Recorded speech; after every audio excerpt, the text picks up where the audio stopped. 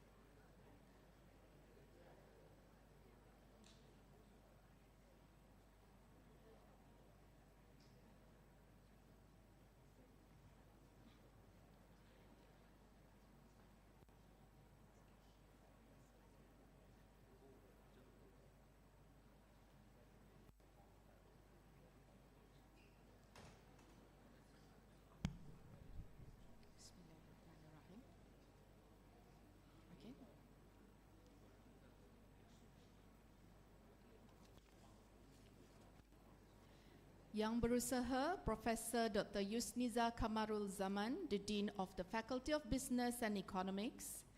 Yang Berusaha Profesor Dr. Goh Boon Tong, the Deputy Dean of the Institute of Advanced Studies. His Excellency Mr. Karim Muhammad El Sadad Abdul Karim Abdul Khalik, the Ambassador of the Arab Republic of Egypt. Yang Berbahagia Tan Sri Muhammad Al-Amin Abdul Majid, the Adjunct Professor, Faculty of Business and Economics. Assalamualaikum warahmatullahi wabarakatuh, and a very good afternoon. Ladies and gentlemen, to show our respect and unity, may I kindly ask you to stand up for the national anthem of Malaysia, Negaraku, followed by the Universiti Malaya anthem. Thank you.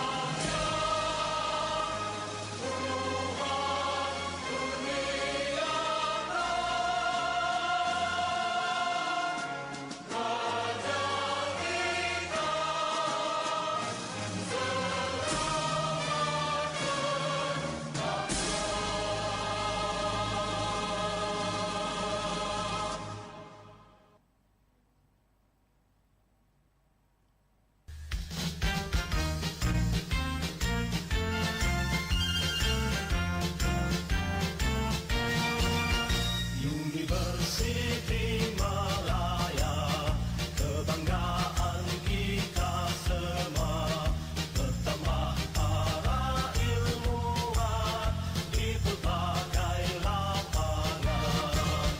Kami bertekad di hati mencapai cita murni, tradisi kecemerlangan menepati di sini kami sedia berbakti, terus berinovasi. Kami harapkan generasi muda, terus nusa dan bangsa. Varsity kesayanganku, sungguh banyak jasamu membentuk insan mulia, berilmu berbudaya. Di sini kami sedia berbakti, terus berinovasi. Kami harapkan generasi muda, teras nusa dan bangsa.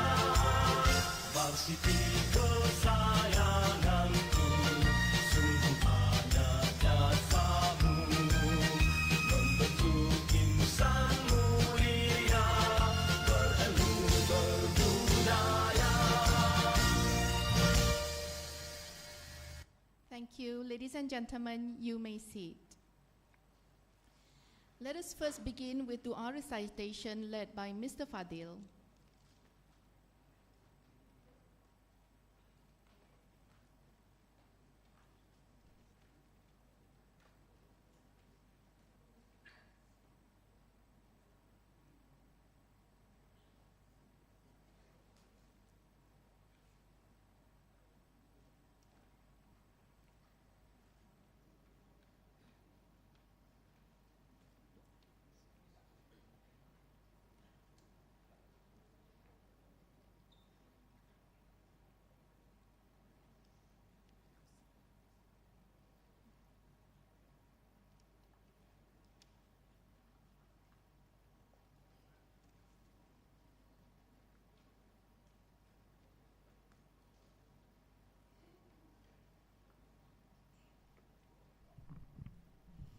السلام عليكم ورحمة الله وبركاته.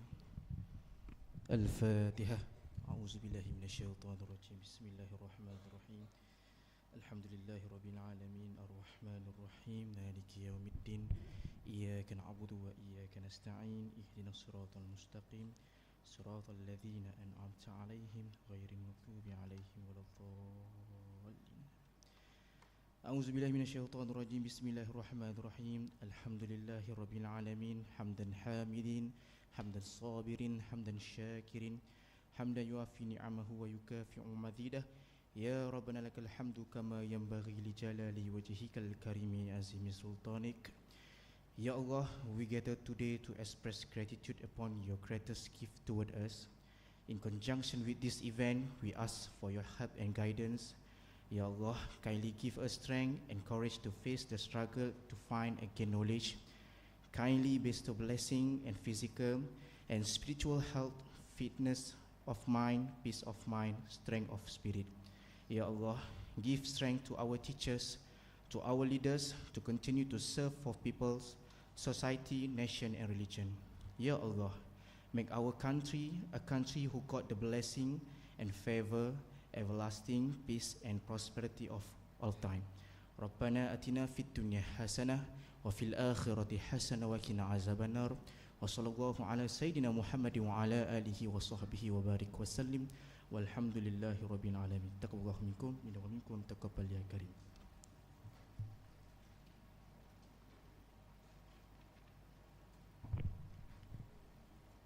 Distinguished guests, ladies and gentlemen, welcome to today's forum titled Tariff War, Malaysia in the Midst of Global Uncertainties, jointly organized by the Faculty of Business and Economics, University Malaya, and the Institute of Advanced Studies, University Malaya, in collaboration with the Sustainable Development Solutions Network, Malaysia. We are honored to have with us an eminent panel of speakers who will help us unpack Malaysia's position amid shifting global economic landscape. Allow me to introduce our distinguished panelists of this afternoon. Dr. Nung Sari Ahmad Radhi, the chairman of Khazanah Research Institute and also the adjunct professor at the Faculty of Business and Economics, University Malaya. Professor Jomo Kwame Sundaram, research advisor at Khazanah Research Institute and also emeritus professor at the Faculty of Business and Economics, University Malaya. Professor Dato Wu Wing Tai, visiting professor at the Institute of Advanced Studies, University Malaya, University Chair Professor at Liaoning University, and Distinguished Professor Emeritus at University of California, Davis. Professor Evelyn Devadesan, Professor at the Faculty of Business and Economics, University Malaya, and the Vice President of the Malaysian Economic Association. And moderating today's forum is Professor Zaharum Nain, the Adjunct Professor and Director of Allianz Center for Governance at the Faculty of Business and Economics, University Malaya. May I first invite our host representing the Faculty of Business and Economic Management to deliver the welcoming remarks. Datin Professor Dr. Izlin binti Ismail, the Deputy Dean for Research and also Professor at the Faculty of Business and Economics, University Malaya. Please, Datin.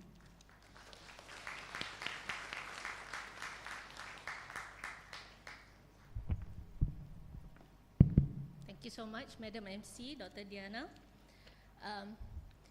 Assalamualaikum warahmatullahi wabarakatuh. Salam sejahtera and very good afternoon to everyone. First of all, I'm going to repeat her salutations because I'm welcoming the guest today. On behalf of our Dean, Professor Yusniza Kamarul Zaman, I'd like to welcome, first of all, our guest, yang berbahagia, Professor Dr. Goh Boon Tong, Deputy Dean of Institute for Advanced Studies, who is the co-host for today. His Excellency, Mr. Karim Muhammad Al-Sadat Abdul Karim Abdul Khalik, Ambassador of the Arab Republic of Egypt to Malaysia, who is making his first visit here to University Malaya. Welcome, sir. Yang berbahagia Tan Sri Muhammad Al-Amin Abdul Majid, our adjunct professor. Welcome, Tan Sri. Deputy Deans, colleagues and students, distinguished guests, ladies and gentlemen. It gives me great pleasure to welcome all of you to University Malaya and to the timely and insightful public forum entitled Tariff War, Malaysia in the Midst of Global Uncertainties. I would like to begin by first of all extending my sincere appreciation to the faculty members who tirelessly worked to get the event up and running today, as well as our co-host, the Institute for Advanced Studies, and another co-host affiliated with Datuk Prof. Wu, the Sustainable Development Solutions Network Asia, for jointly organizing the forum. Your tireless effort in creating such platforms for intellectual exchange are commendable and truly vital for advancing discourse on pressing global and national issues. The subject of today's forum could not be more relevant. I mean, it's trending every day, you know. And as the world grapples with mounting geopolitical tensions, shifting trade policies, and post-pandemic economic realignments, nations such as us, open, trade-reliant, and globally connected, must navigate these challenges with foresight and resilience. As such, we are truly honored to host an exceptional panel of distinguished speakers who I'm happy to actually note are all affiliated with the faculty. Dr. Nung Sari, Adjunct Professor, Professor Jomo, Emeritus Professor, Professor Dr. Wu Wing Tai, Visiting Professor at Institute for Advanced Studies, and a regular, hopefully regular visitor to our faculty going forward too, and our very own Professor Evelyn, Professor at the Department of Economics. We are equally privileged to have Professor Zaharom, Adjunct Professor, as well as the Director of the Allianz Center for Governance as today's moderator, because we'd like to have his insight as well into governance and policy communication that would certainly enrich this session. This forum provides an excellent opportunity to explore how Malaysia can respond to the complexities of modern trade conflicts while remaining competitive and inclusive. I hope today's discussions will ignite fresh ideas and inspire our students, researchers, and policymakers to think critically and act boldly. At Universiti Malaya, we pride ourselves on being not only a center of academic excellence, but also a vital contributor to national and regional progress. Forums such as this are a testament to our unwavering commitment to public service, knowledge exchange, and policy engagement. And as such, I'd like to conclude. Thank you again to all our esteemed panelists and moderator, and all the participants for making the time to be here with us today. May the discussions that follow be stimulating, solutions-driven, and impactful. Thank you and enjoy the session. Back to you, MC.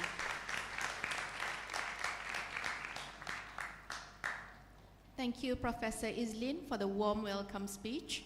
Ladies and gentlemen, without further delay, I now invite our moderator, Professor Zaharom Naim, to begin the sessions. And may I invite all the panelists to the stage. Thank you.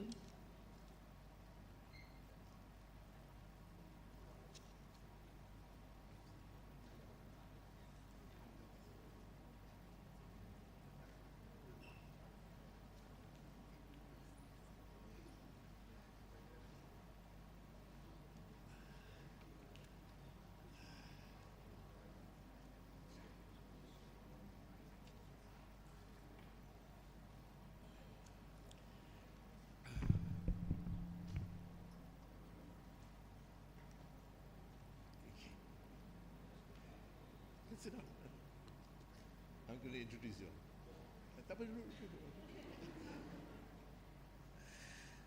Good afternoon, honored guests and distinguished panelists. The topic we are looking at today is for many a crucial and worrying one. This tariff war, some say will reshape the world and structures that have underpinned it since at least the Second World War.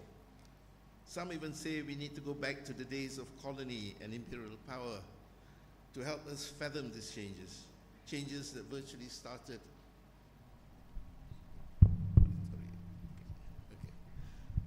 Changes that virtually started on April the 2nd, when Donald Trump declared, "My fellow Americans, this is Liberation Day," and then rambled on about reclaiming US wealth and imposing tariffs on virtually the rest of the world. His speech and subsequent actions have been a reiteration of Trump's might is right worldview, as Professor Wu recently wrote. Whether the anticipated changes brought about by these tariffs will be permanent and of seismic proportions, or are just a brief flash in the pan episode internationally and for Malaysia, is what we are hoping to find out this afternoon. So without further ado, let us hear from this formidable panel of experts. Each speaker will present for about 15 minutes. Q&A will be left till the end of the session when all panelists have spoken. So I now call upon our first speaker, our first expert, economist and policy specialist, Dr. Nung Sari, to deliver his take on the tariff war in Malaysia. And as you can see, his brief biodata, Dr. Nung Sari, no, it's not there. Dr. Nung Sari is, hang on, has a wide and long experience in corporate Malaysia and assessing the role of the state. Among his many current positions is that of chairman of Khazanah Research Institute. And I think you've already been told that he is adjunct professor at the Faculty of Business and Economics here and an advisor to the Allianz Center for Governance. Dr. Nuksari, the floor is yours. Thank you. Thank you. Assalamualaikum and good afternoon. First of all, thank you for having me. Let me start by probably use my time to re-characterize the theme of the forum today. In my view, it is not a tariff war. It is actually much more than that. Although the Trump administration, through Revelation Day, characterized it as a tariff war. So to me, initially I had the difficulty in trying to see the coherence of what was being done. And then I finally concluded that actually there is no coherence to this whole thing, except for two objectives. One probably driven by the Secretary of Treasury on Besant's side, and the other one probably driven by Navarro on the trade side. Trump is perhaps more driven by the trade rhetorics rather than the Treasury rhetoric.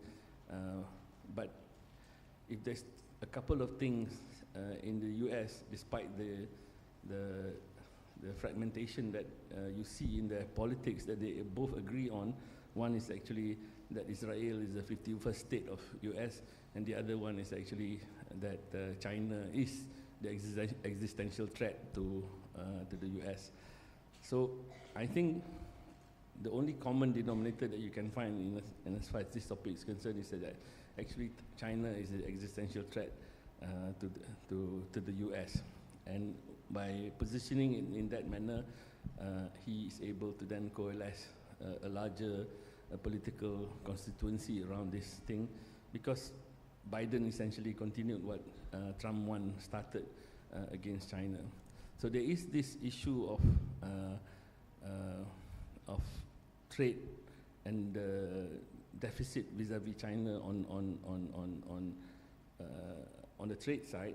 But if you read the slightly more, I don't know how to characterize it, the more cerebral part of the Trump administration, the Council of Economic Advisors, for example, actually wrote something that is a lot more than what was advocated. So there is this trade and a trade imbalance issue vis-a-vis China and quite a number of other places. But there's also this bit on the position of the US dollar as the currency with the exorbitant privilege of endlessly borrowing without having to worry about how to pay. So now, I think Besant is more concerned about this bit, whereas Navarro and Trump is concerned on this side. What is different with this round with Trump is actually they have gone totally bonkers in the sense that they have totally ignored the conventions and the institutions, global institutions that were part of what the US built for the last, 70 years, 80 years. So basically, they adopted a unilateral approach, which is what the tariffs are. It's actually not even tariffs, right? It's not even countervailing duties. It's just something that Trump called tariffs. But one is actually is unilateral. Unilateral in the sense that it goes against everything, every convention, every global institution, WTO, UN, everything you name it. And then secondly, it adopted a somewhat bullish punya stance. Basically, it's a gangster thing. Call you up one by one and let's do a deal. And in an attempt for Trump to basically address, to me, if you put it from Trump's perspective, it is a legitimate concern of addressing US hegemony, economic as well as political hegemony in the world. So that is what they're doing. But there's a lot of things that are still uncertain in the short term.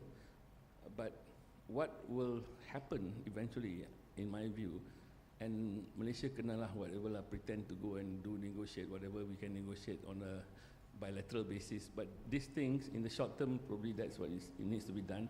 But in the longer term, this is perhaps the beginning of a restructuring of the rules of the game in terms of how trade and globalization, in the sense of trade and movement of capital and goods and so on, will evolve towards in the next 10 to 15 years. Now, whether or not who become so-called victors or losers, winners and losers, until it's quite immaterial.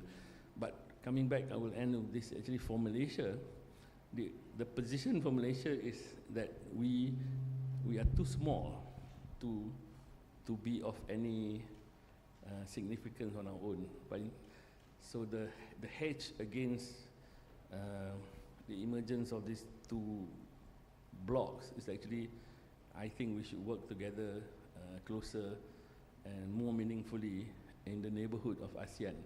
So then, instead of a 35 million economy, which is only like 450 billion USD economy, then we are part of a 600 million economy with maybe the size of about, say, $3 to $4 trillion, which is actually bigger than India.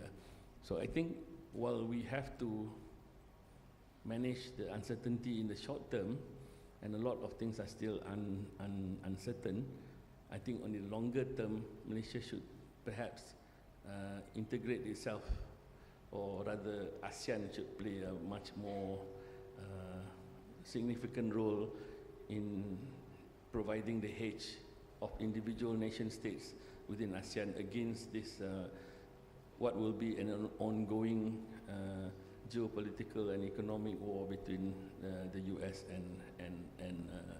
and China. So I do not see the letting up of American politics giving in towards China's ascendancy, and then that is not a Trump thing, that is not a Republican thing. I think that's an American thing. I think the pivot to Asia that started by Obama and it continued on under Biden and even under Trump will be a central theme in shaping geopolitics internationally, and therefore global institutions. If you look at so-called global institutions, whether it is the World Bank, IMF, WTO, none of them has actually come out very strongly to say we need to preserve multilateral institutions, because all of them are funded by US. So I think that's a different scenario that we're looking at. It is much more than just a tariff war. It is an attempt by the US to extract stuff unilaterally, but also in the longer term to keep its the status of the USD as the hegemonic currency. So they want the cake and they want to eat it too, because so Trump will, I think the whole strategy, to put it in more concrete terms, is actually to devalue the dollar the way that the US did in 1985, probably vis-a-vis Japan on the trade side, to devalue the dollar against the renminbi and most other major trading currencies. And then in his short term, he needs to find some money to pay for his tax breaks. But at the same time, the US would still want to be able to print money to finance its huge accumulated debts, which is what is now 120% of GDP. But the biggest problem that they're facing is actually who is going to buy those debts. The arrangement all this while is actually the surplus nations on the trade side would use that surplus to buy the debts. But now, if they're trying to reduce the surplus on trade, then the question is, how are you going to get the liquidity to finance the purchases of US Treasury bills and Treasury bonds? And I'll end by saying, you look at 10-year bonds, US bonds, it has edged up to going towards 5%, 4.6, 4.7, while the dollar itself is weakening. And US 30-year bond, longer term bond, have also, the yields have also gone up. So basically, the real existential threat, in my view, is actually not so much the trade side, it's actually the position of the US dollar as the reserve currency of the world. And without that, I think US is a much weaker economy than what it is. You probably end up like Russia lah. The ruble is nothing, the economy is smaller than Korea, but they have lots of bombs and missiles and things that can kill people. So I'll stop with that first. Thank you.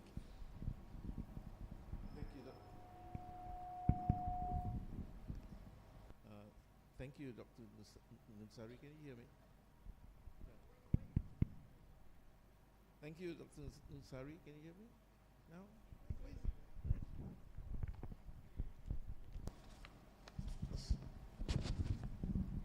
Sorry about that.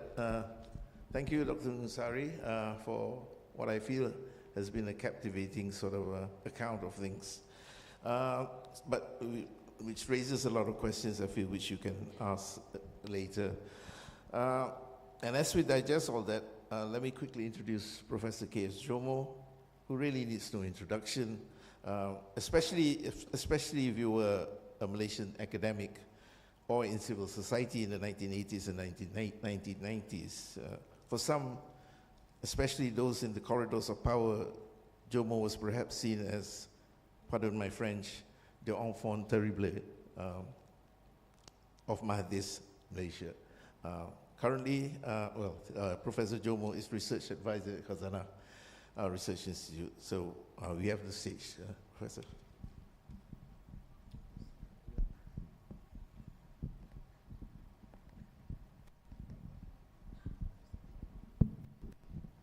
Thank you very much, Rom. Thank you to the Faculty of Business and Economics.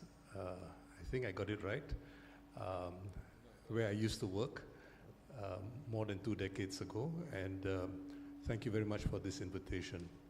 For all of you, Salam Alaikum. I think this greeting of peace is not to be taken for granted anymore, especially in the times in which we live. We are living in very, very dangerous and perilous times. And I think I cannot exaggerate the significance of how dangerous the times are. It is not just for the people of Gaza.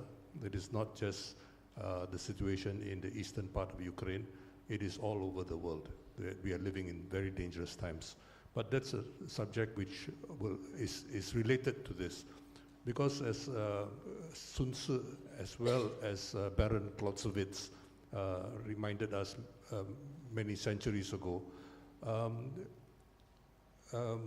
war is an extension of politics. War is an extension of politics. And I would add, now, war is an extension of economics as well. And this, I think, is extremely important for us to understand if we are trying to make sense of the present times. Professor Wu, in his wisdom, chose to focus on the question of Trump's tariffs in designing this panel. But I think, as Dr. Nong has reminded us, this is about much more than tariffs. This is basically war by other means. It's very difficult to tell us what the first moment was. For some people, it was the arrest of the daughter of Huawei's founder in Canada about 8 years ago. For others, there are different starting points. Let us not forget, for example, that it was Barack Obama who began the so-called pivot to Asia, which was basically an attempt to counter China. It was Barack Obama as well who basically undermined the ability of the World Trade Organization to settle disputes by refusing to agree to the appointment of judges to the panel. So we are living in times which are, as our title today reminds us, these are very, very uncertain times. And so all these have to be seen, as we are often reminded by commentators, that when Mr. Trump does something, he's often doing it for effect, you know. And so, but it's very difficult to estimate, to guess what his real objective is. And this makes it very difficult, especially for small countries like ours, which do not have much of a bargaining position. Xi Jinping can say that yes or no, I'm not going to play by your game, go ahead and raise tariffs, and so on. But these are not options for smaller countries, for countries like Malaysia, for Laos, and so on and so forth. And this is part of the problem. And as we know, as President Trump has openly announced, he is not interested in so-called collective bargaining. He does not believe in collective bargaining. He believes in one-on-one relations. And obviously, for small countries, for weak countries, we are in a very, very weak position when it comes to bargaining. And this is why I think the former Singaporean Foreign Secretary misses the point when he criticizes PMX for trying to negotiate on behalf of ASEAN. It's not that ASEAN has very common interests as far as the tariffs are concerned, but the point is to have to establish a sense of solidarity in order to improve your bargaining position. And we are today at the cusp of an ASEAN summit. There will be a second one later this year, but I think it offers us an opportunity to reflect on two old ASEAN principles in response to the current predicament. Number one, I think it was 52 years ago that the leaders of this region agreed on something called ZOPFAN, establishing a zone of peace, freedom, and neutrality. You have to remember that when ASEAN was created in 1967, when ASEAN was created, it was not created as an organization for all of ASEAN, all of Southeast Asia, sorry. It was 4 countries which had conflicts with one another who created ASEAN initially. Malaysia, of course, had conflicts with Indonesia as well as the Philippines over the question of the establishment of Malaysia. They had objected to it for various reasons. Singapore, of course, had seceded from Malaysia in 1965. And among these countries as well, there was not a singularity of hearts. So in a sense, ASEAN was created in similar situation that the European Union was created.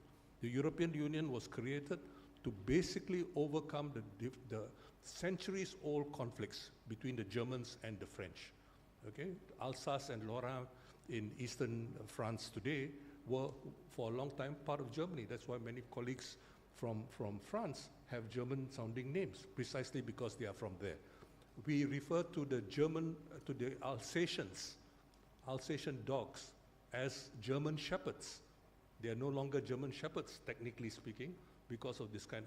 So the point I'm trying to make is that ASEAN was created in particular conditions, but it didn't take us very long. Even before the end of the Vietnam War and the Cambodian War and the Laotian War, it didn't take us very long to get our act together and be more forward-looking, to create a commitment to a zone of peace, freedom, and neutrality. Have we made progress so far? To some extent, we did. The Philippines got rid of all its military bases in the 1990s. But where today? The Philippines now have 11 military bases, 4 of which are in the northern part, directly facing Japan. Okay? We all know why those military bases are there.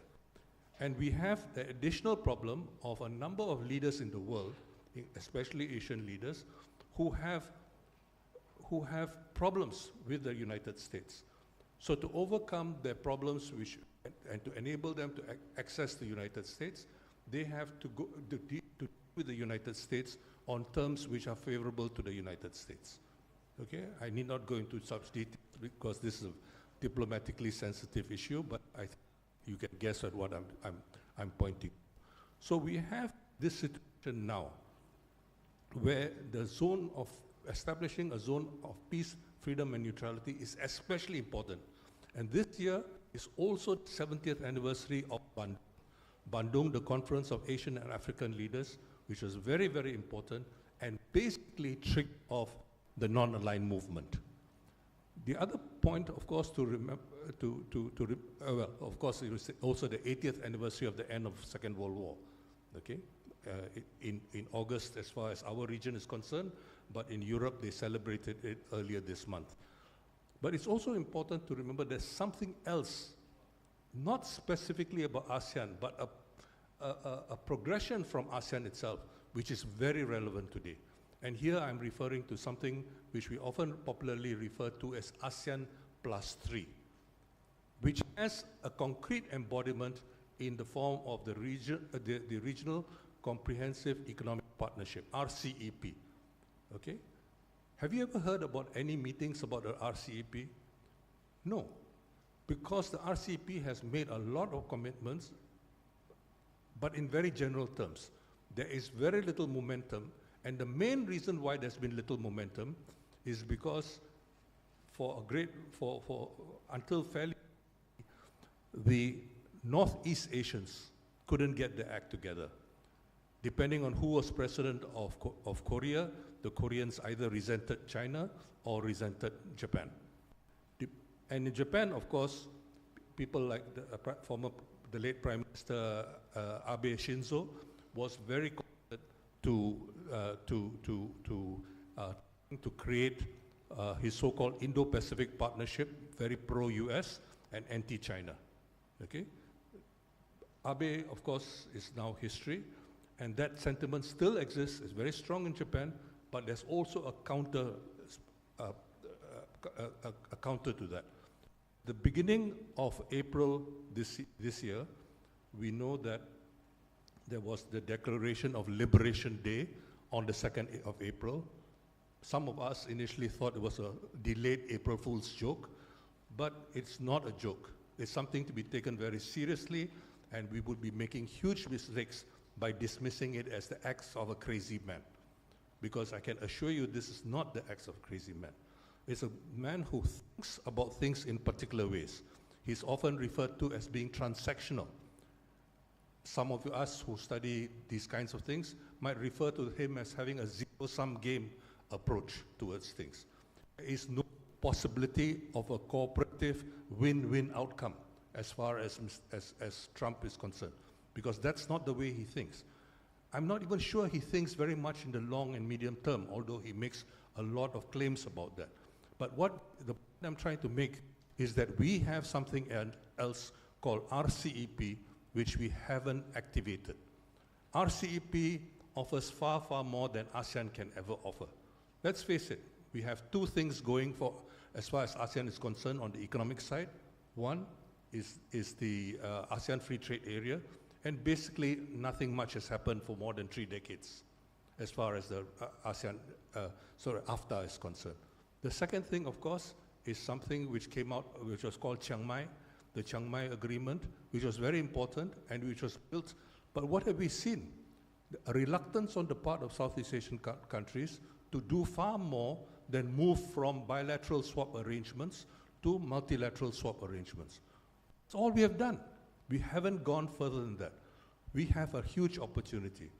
Yi Chang-yong, the governor of the Bank of Korea, has been advocated for years for a much more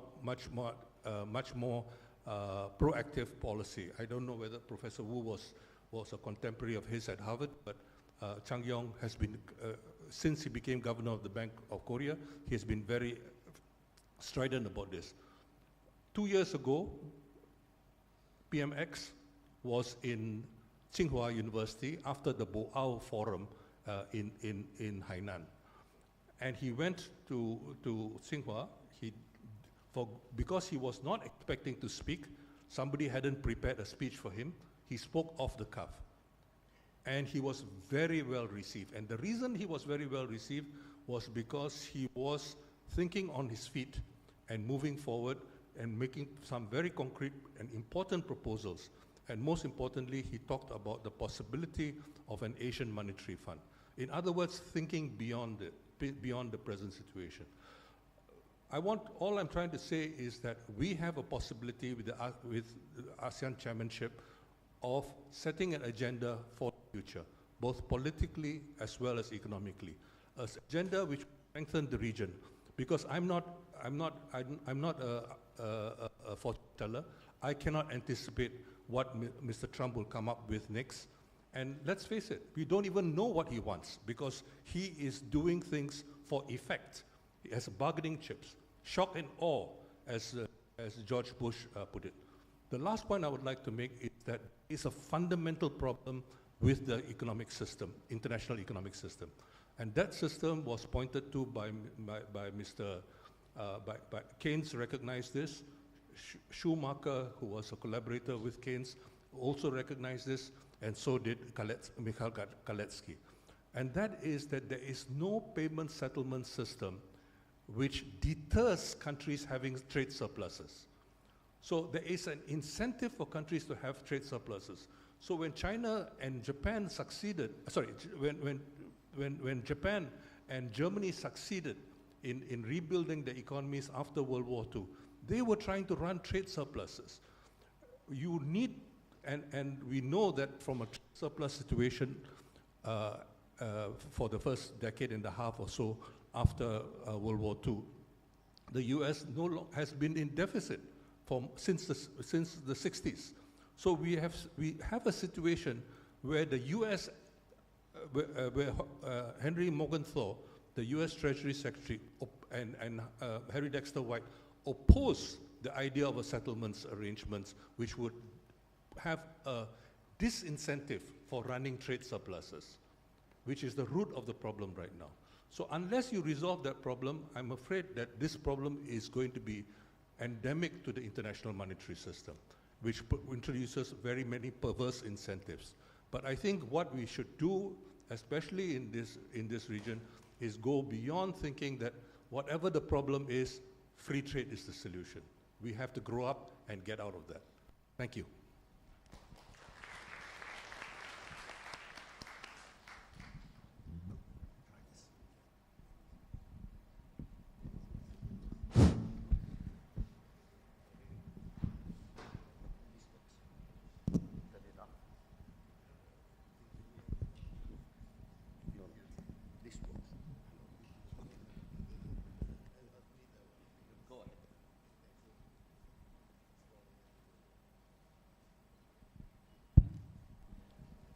Okay, quite a bleak but also hopeful picture of that Prof. Jomo pains for us all about the realities facing us in short term and also the long term.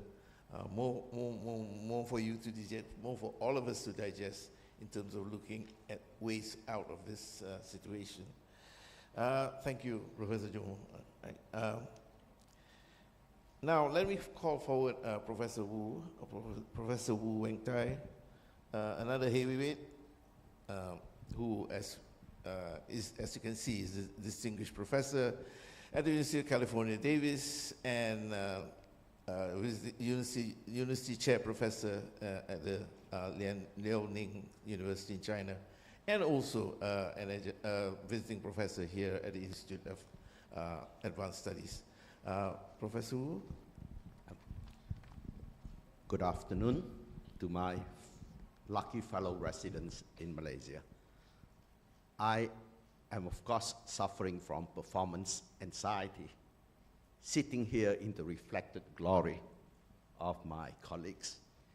And I must thank Professor Islin for giving me this opportunity to get guidance on the work I've been working on. Both Jomo and Nungsari started by saying this is more than a trade war. This is obvious from the fact that the reason that Donald Trump gave for starting the trade war are just at odds with common practice, common decency, and intellectual coherence.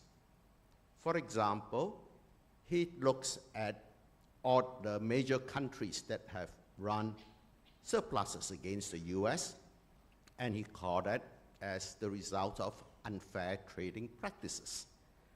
But you know the US run surpluses against quite a number of other countries too.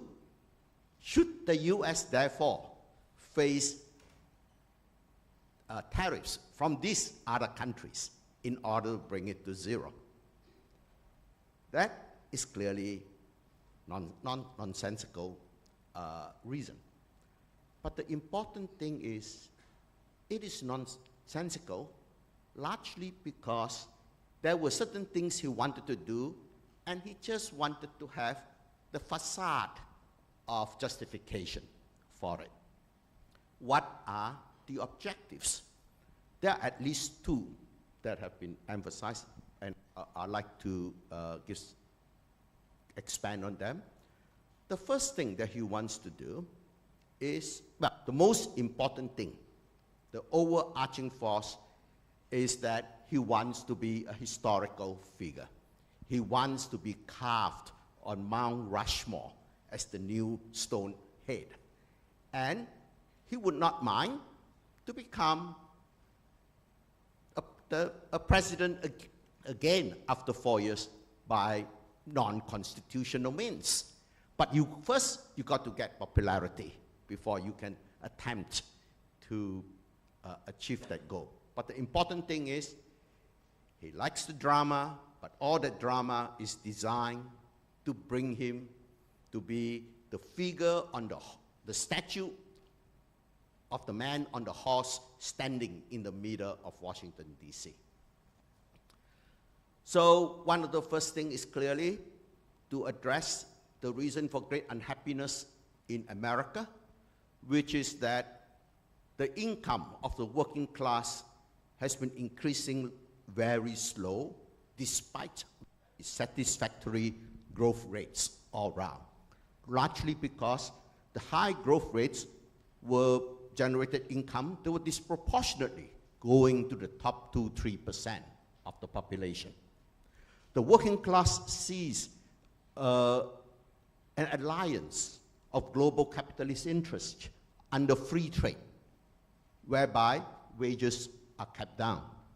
So Donald Trump wants to raise wages in China, and the way he sees it, given his zero-sum mentality, is to bring back manufacturing jobs to the US, and hence the tariffs that we see.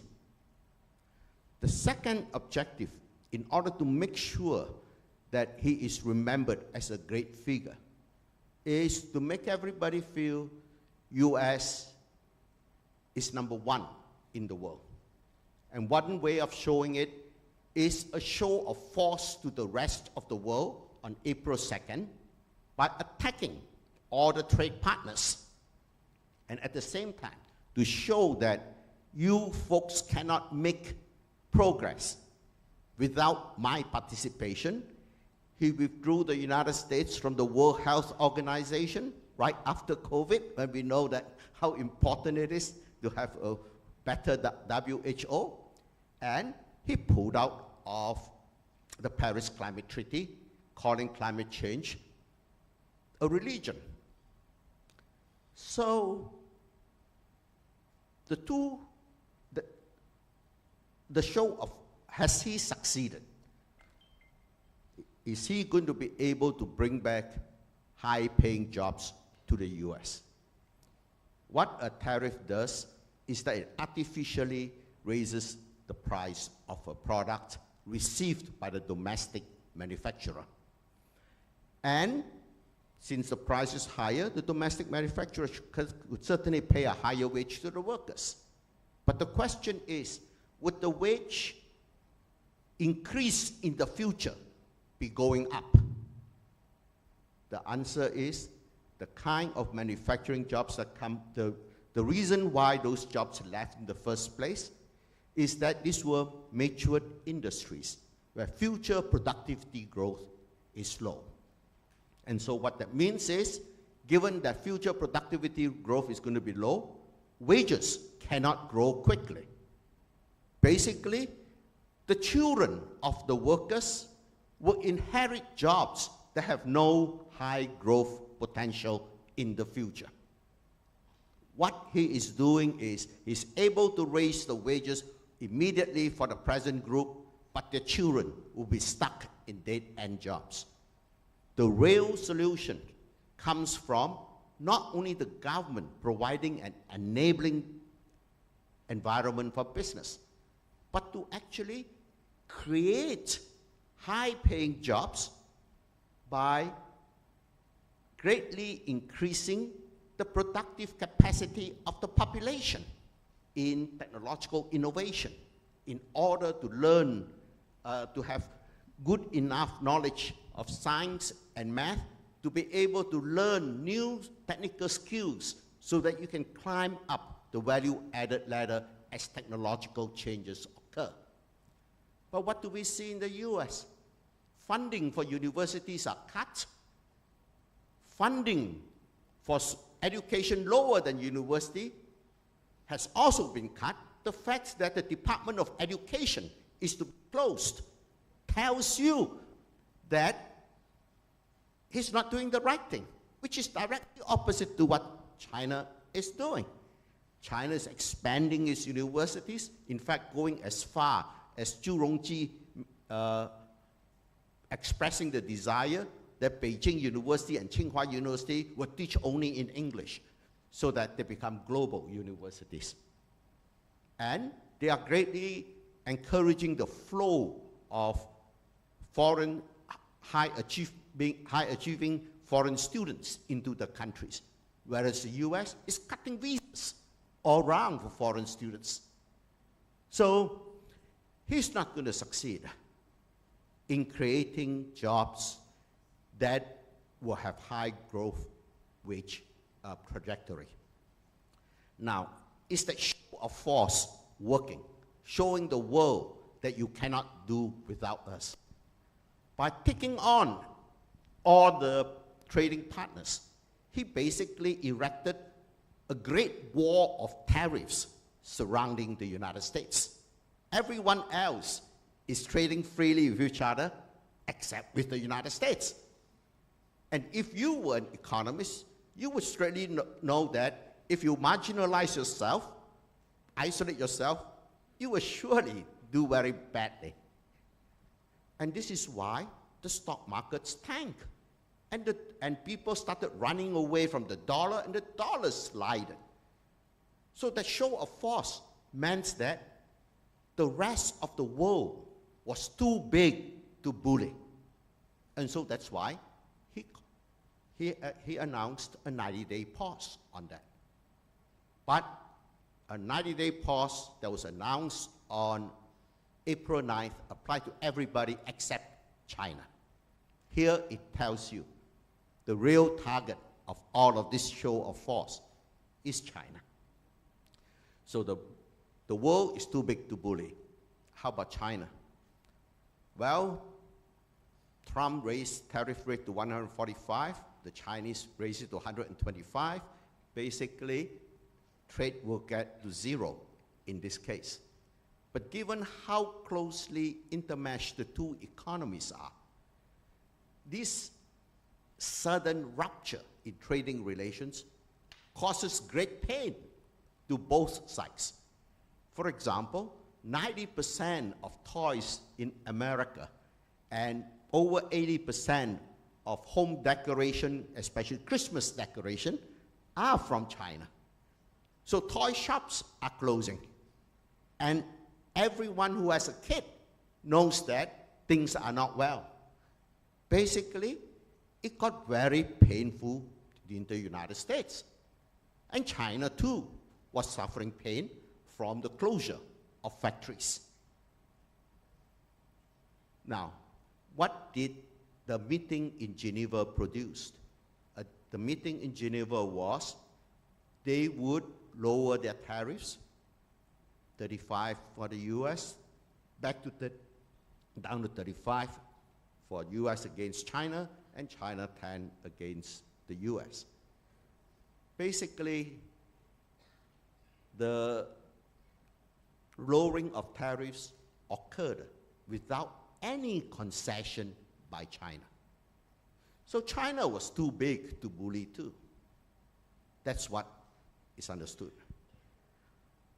So why is Donald Trump doing this that is so painful? Clearly his goals are clear, which is to bring back economic prosperity, and the other one, to be able to hold down China. But this is unlikely to happen. You can see that when the more advanced chips were denied to China, Huawei produced a phone with the older chips but better programming such that it matched the latest iPhone in performance. And after ChatGPT came out, DeepSeek came out, using less high-performance chips but better programming allowed it to be on the same level as ChatGPT. So it's going to be very hard in holding back China, especially if the flow of talents from the rest of the world stop going to the US. So why are they doing this? They are doing this largely because despite the rhetoric of America being number one, Donald Trump realizes that makes no sense in this nuclear age, because there'll be no number one, there will be cockroaches left after a nuclear war. So the most important thing is we mustn't fight a war. And what is the best way not to fight a war? At some point, we have to agree what is my part of the world and what is your part of the world. We have spheres of influence, just like after World War II, between a division most clearly seen in Europe, in Korea, and in Vietnam. So both countries are engaging in defensive expansion of their spheres of influence before they get down to draw the line. This is why China has the 9-dash line that brings its maritime border right up to the doorstep of the Philippines, Malaysia, Indonesia, and Vietnam. And the United States talks about taking over Canada, Greenland, Gaza, and Panama. All of this is in line of you want to maximize your sphere of influence before we sit down to formalize the lines. So what should a small country like Malaysia do? I presume we can at least get to choose which sphere of influence we wish to be in. And to be grateful to be allowed to be a membership in them. I think the suggestions by both Nangsari and Jomo about the importance of ASEAN, I think I certainly agree with that, but I would put it go beyond that. Because to be a member of a sphere of influence means that you trade freely with the other members in your sphere, but you will not be able to have the same market access to the members in other spheres. So that means your market access is reduced. That means you are not at your highest level of potential.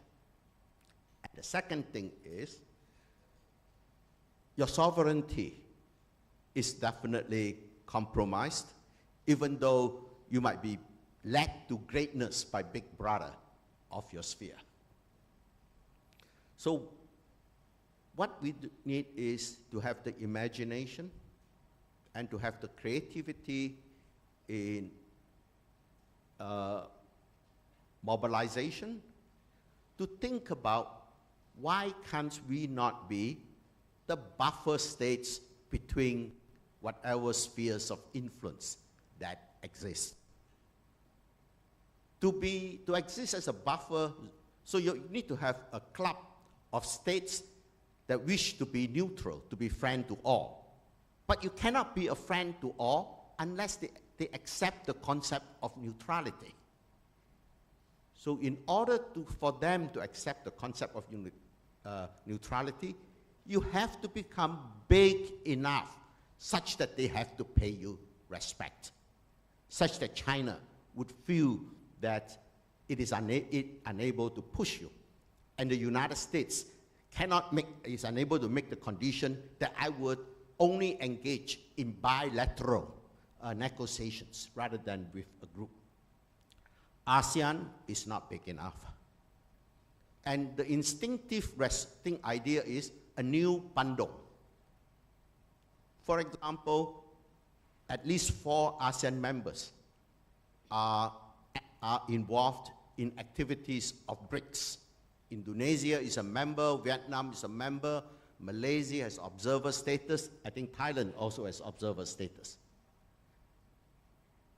I think that this is not the best club for us to join. Instead of a club of the global south, what we want is something that more resembles the United Nations.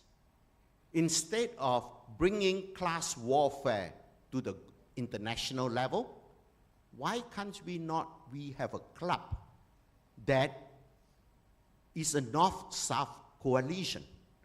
ASEAN, Japan, and Korea, that is a North-South coalition. But even that is, in order to get respect from China and the United States, we have to achieve critical mass quickly. If we don't achieve critical mass in economic weight, we will just remain a critical mass. So the answer to achieving critical mass is that we should get the middle powers of the world to join. And that would be the Europeans and some of the key GCC countries. But any club, in order to work effectively at the beginning, you cannot have the membership too big. So that's why you need to have a lot of high-income countries and not just low-income countries. The goal is not class warfare at the international level. The goal is common prosperity and international peace and the solution of global problems like climate change and biodiversity protection. So a club of ASEAN with Korea and Japan and with the EU and the UK would have a large enough critical mass that it will get respect from the big powers. And within this club, there are three functions that are very important. The first is that we maintain free trade among ourselves. We upkeep the WTO system.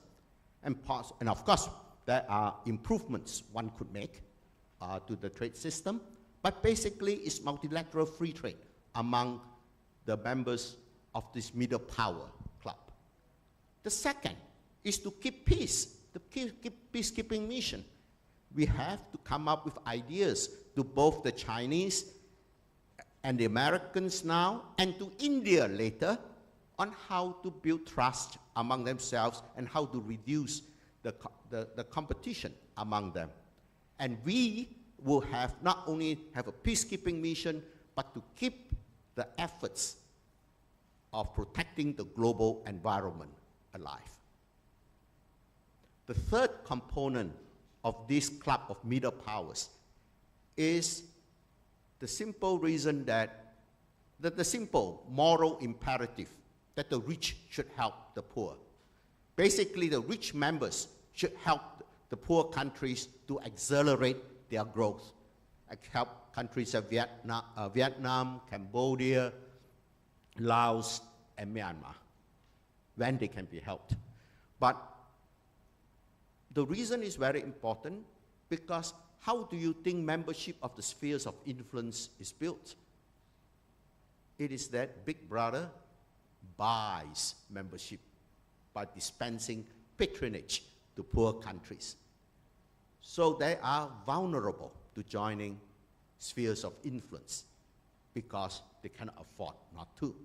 That is why this club must have a development assistance component to it. And if you look at the growth potential of ASEAN and that of Europe, with the accelerated growth of ASEAN, by 2045, this club will be twice the size of the United States and twice the size of China. In such a situation, both of them will have to look to this club for alliance in order to win the competition between each other. And basically, we have become too big we have become so big that we are basically the kingmaker. And if any one of them joins this club, the other one will quickly join. Because if you don't, then you have just been defeated by self-marginalization. And in such, this club, therefore, has the potential of crowding out this competition that we now see between China and the United States.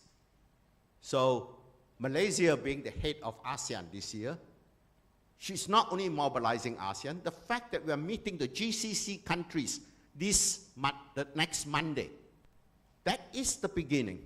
And the next part is to activate the ASEAN +3. In this case, we activate ASEAN +2, which is Korea and Japan. And we reach out to the Europeans.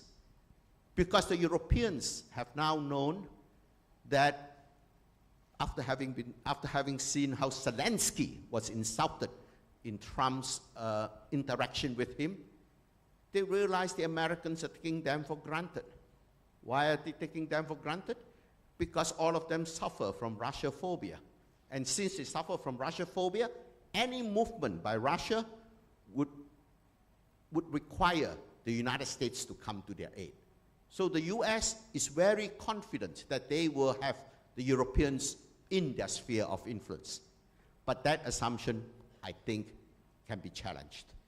And unlikely to be true given what Trump is doing to the global trade system and as well as his total disrespect for his traditional allies. I'll stop here. Thank you.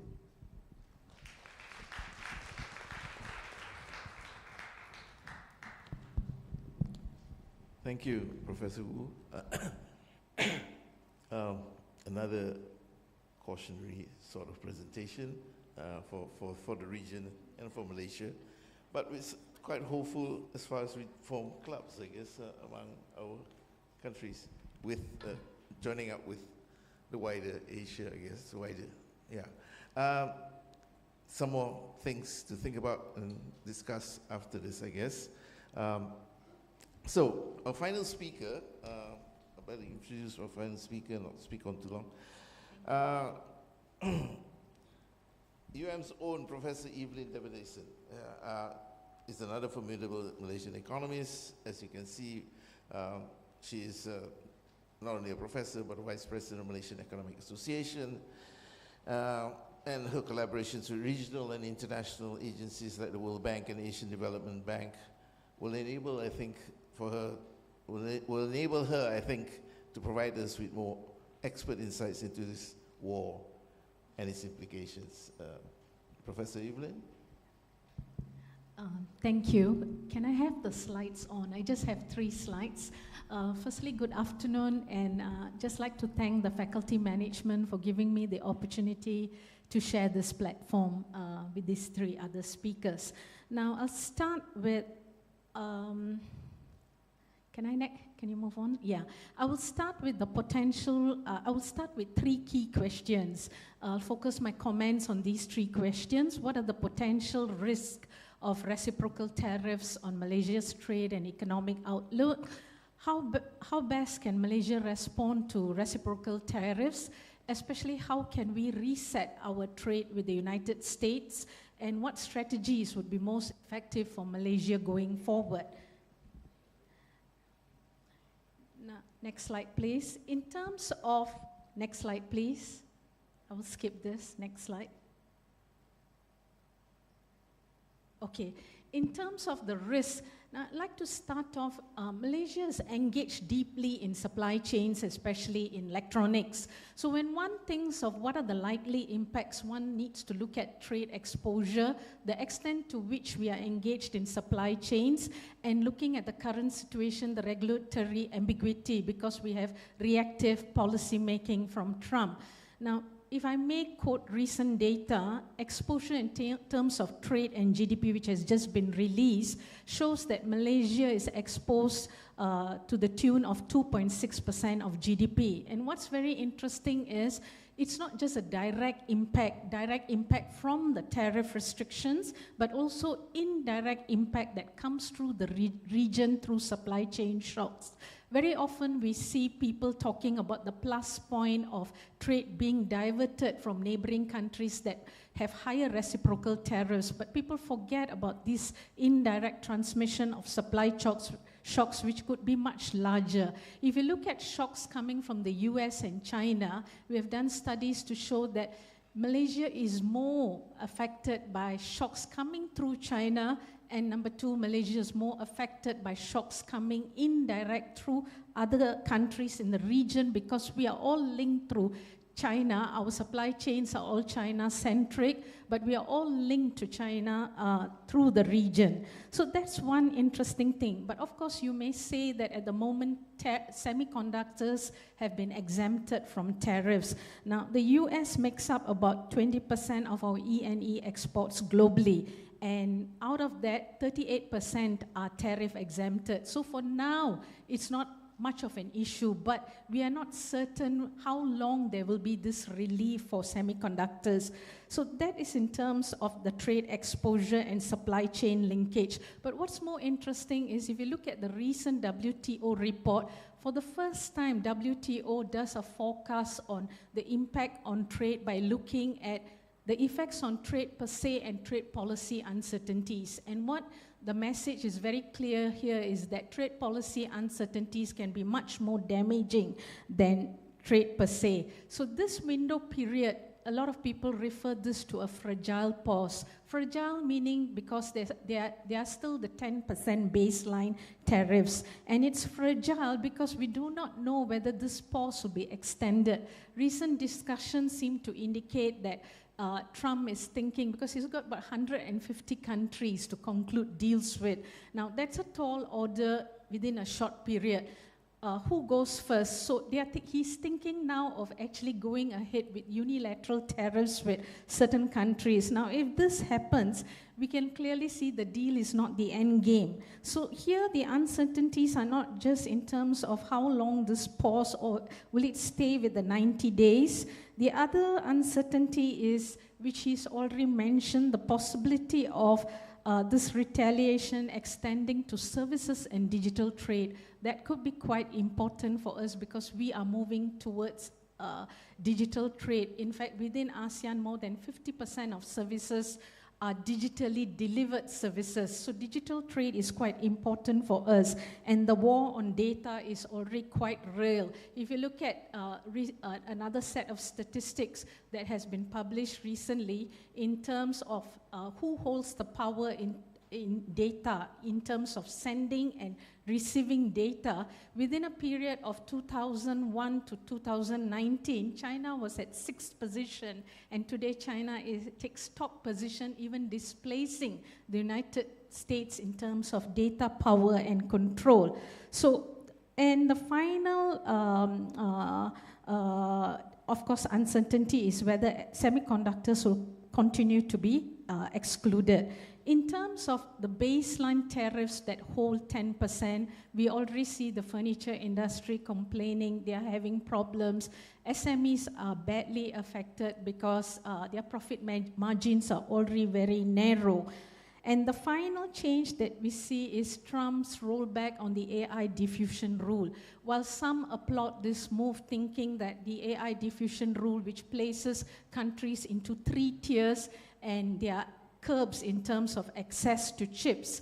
While some applaud Trump rolling back, I think the underlying thing that people do not see is that this gives the United States greater leverage in the bilateral negotiations that are coming to negotiate access to chips by removing the AI diffusion rule.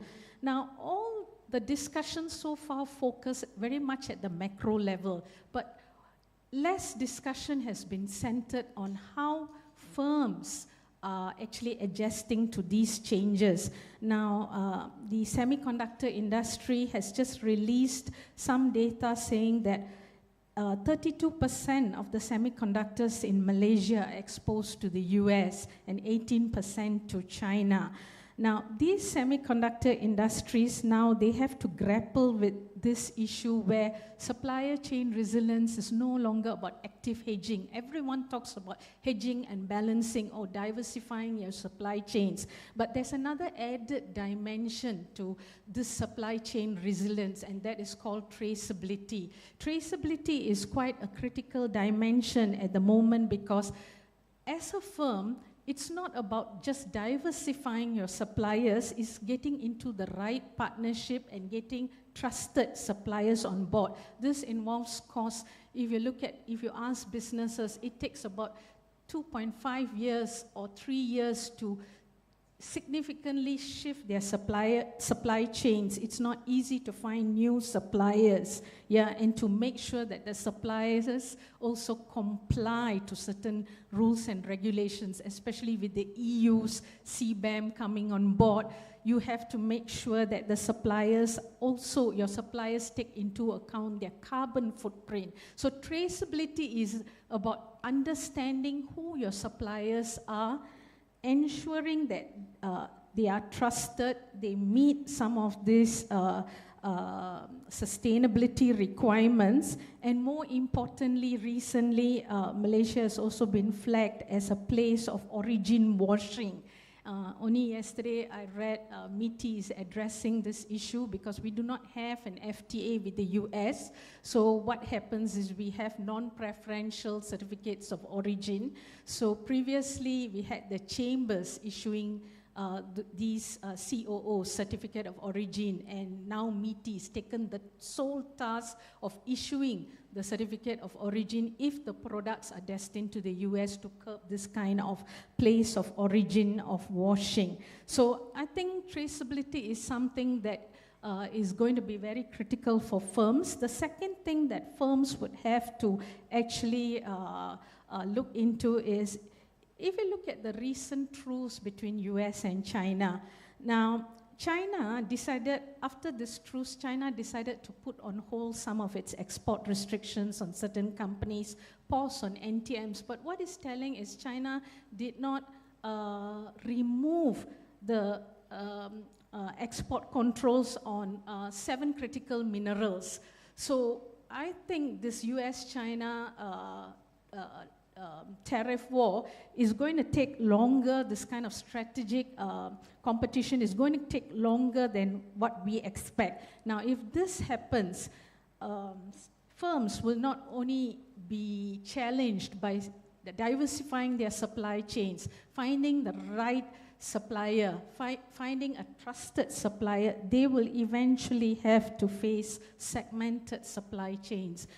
They may have to choose between a US and Chinese tech ecosystem and navigate between different blocks or chip blocks. Now, given this scenario, how then should Malaysia reset its trade with the US? Now, I think I would like to start off by saying I don't think reciprocal tariffs were actually designed with a clear end game. Now, why do I say that? The current pause, we do not know how long that will take place. Will it end with a comprehensive trade deal with each bilateral country, or will we see another rollback and another extension? The next point, I think, is that the basis of the deal is so unclear. In the case of Malaysia, we are told to reduce our trade surpluses with the US. So are we going to commit to buy more US products? When you look at the amount of imports or the goods that are imported from the US, it involves integrated circuits, computers, planes, helicopters, spacecraft, base metal, construction materials, food, cereals, flour, starch, milk, toys, apparels, wood. How much more can we import? We have already, our imports are so diversified. So how is Malaysia going to commit to buy more products? Second is, are we going to reform, which is what US has flagged. Things like halal requirements are very stringent. Bumiputra policy, auto imports, rice subsidies. What Malaysia could do is to address the trade costs. Now, NTMs cannot be removed. Halal requirement is an NTM. It falls under technical barrier to trade. Why is it stringent? Because any kind of TBT, technical barrier to trade, comes or it gets packaged with conformity assessment procedures. Conformity assessment procedures include certification, testing, sampling, inspection, registration. So countries manipulate CAPs. You can make life difficult for businesses just to get a simple registration, for example. Make them go to 5 different ministries, huge documentation. So it goes back to the design and implementation of those NTMs. And Asia Pacific has been flagged for having high trade costs. So what we could do is to actually reduce that trade cost. That requires political will and commitment to actually streamline some of the measures, but we cannot remove them. Of course, NTBs such as the Bumiputra policy, that will be left to the country per se. Second, Trump has requested that we invest strategically in the United States. But I think what can be negotiated is to balance investments, to get the United States to invest in Malaysia. And I think one good place is to get the United States engaged in forward participation in supply chains, especially in critical minerals. Here, the United States can offer other business services, or which we call like consulting and management services, services in the form of mineral extraction, processing solutions, engineering services. So to balance, because China has already sort of tightened its grips in Southeast Asia in terms of critical minerals. So we need to balance that with the United States getting involved. So that there could be a buy-in to draw in United States in the engagement by getting them interested in investing in Malaysia and not only requesting Malaysia to strategically invest. And at the same time, Malaysia needs to balance Chinese investments by making sure there's a local content, incentivize some kind of tech transfer, and so on. And the final thing that I think is very important, which is missed out so much in the dialogue, we are stuck talking about trade in merchandise goods. Today, trade is not about merchandise goods. It's about services and data flows that are pegged to services. And there is no discussion. Of course, you may think, why didn't Trump bring up services? United States has a huge surplus with many countries in services.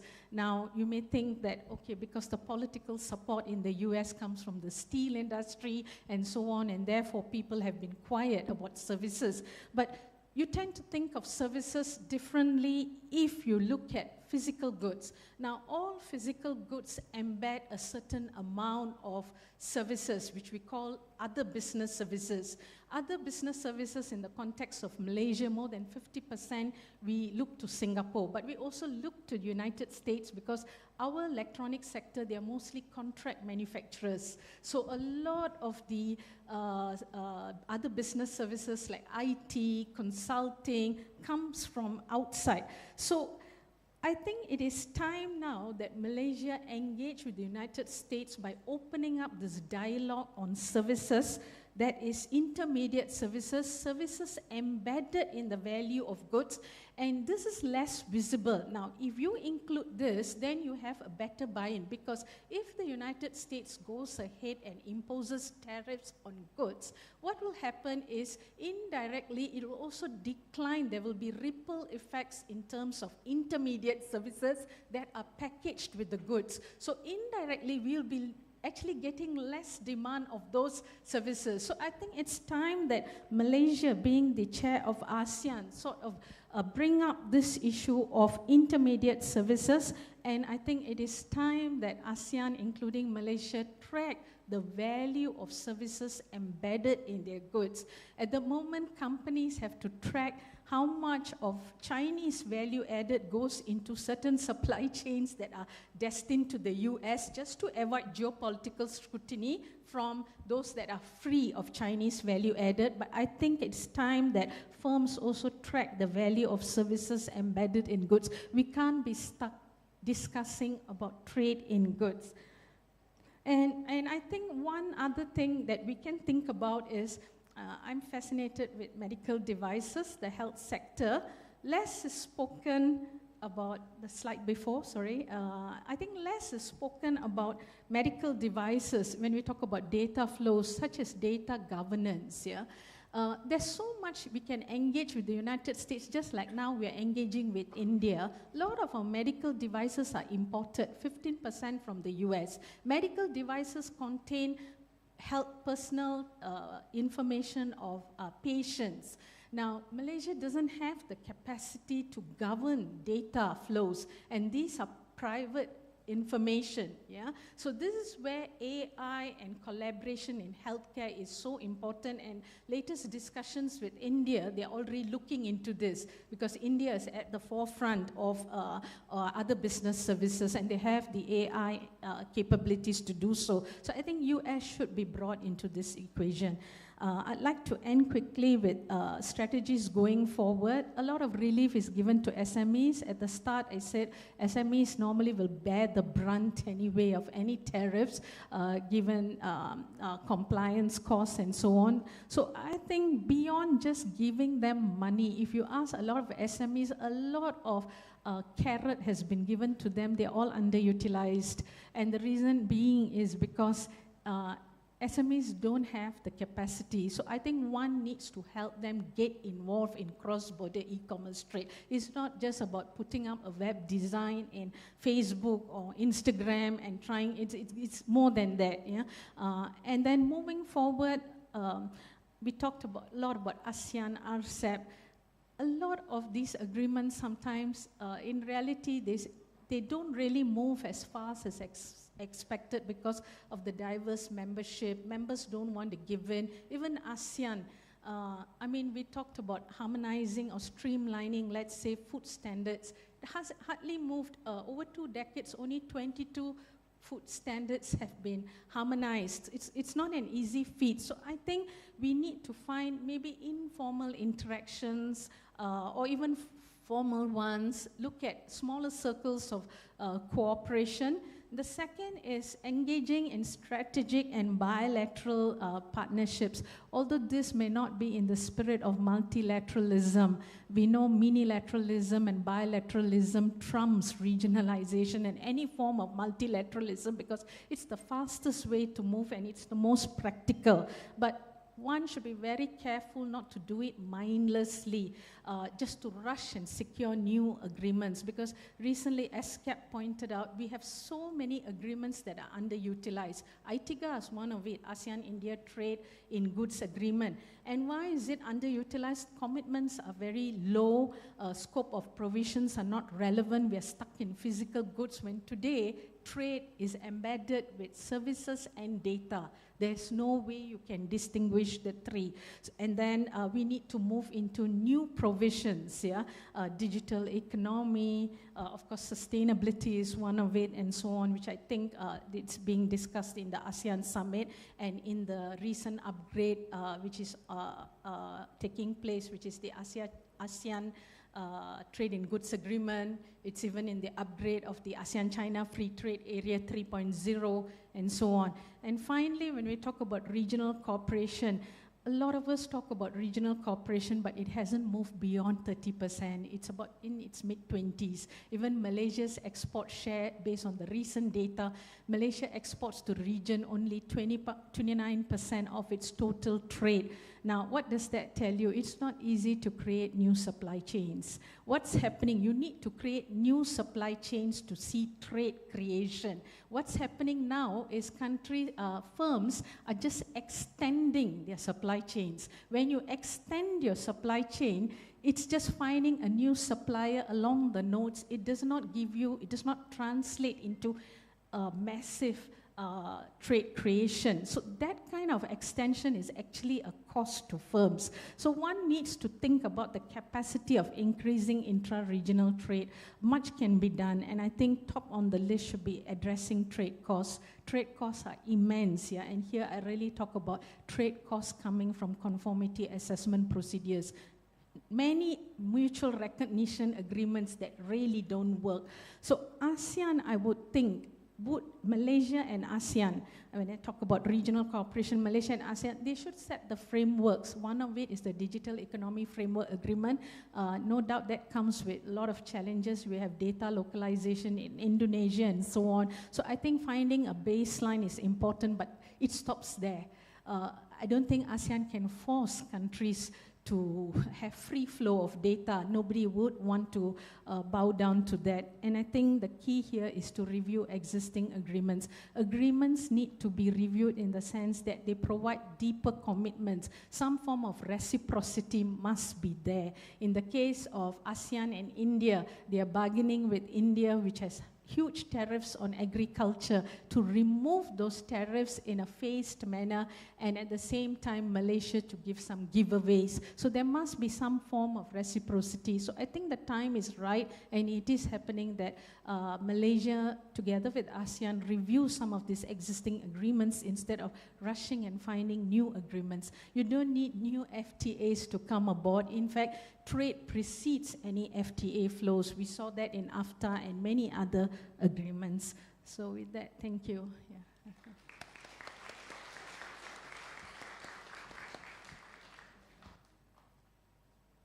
Thank you, Prof. Evelyn. We don't have much time, so I'll move this to a Q&A session. We've got till 4, right? That's in. Yeah. Right, okay. Okay, thanks. Yeah, let us move to the Q&A session. But before then, to quickly summarize what I think about the 3 points I feel that are there. One is that there's definitely a threat to Malaysia and the region as well. Two, there are ways out of this in a sense, but ways which are complicated and require, I think, what you call it, cooperation within the country and also between countries, yeah, and between ASEAN and perhaps, as Professor was saying, to work out something, a membership with Japan and possibly India, I guess, coming into the picture. Third, all of this requires political will, I feel, political will at the national level and also political will at the regional level. Yeah. Anyway, that's my take on it. So it's not been a it's been quite a gloomy picture being painted, but with some hope, I guess, a cautious picture, but with some hope, and that Trump is not really a madman, but he's actually strategizing in some ways. That's one of the things. So we don't have much time, like I said, so without further, yeah.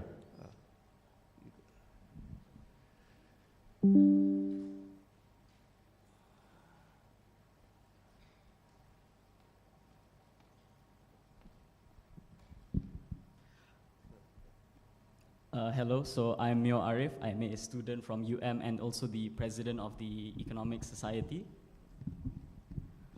So actually, I have a few questions, if I may ask them. So I think the first one was regarding Trump specifically.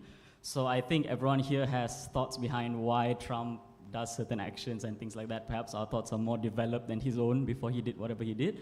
But I think that we can sort of agree that it's a lot of posturing on his side. As you mentioned, it's probably trying to strong arm and show that there's a zero-sum game.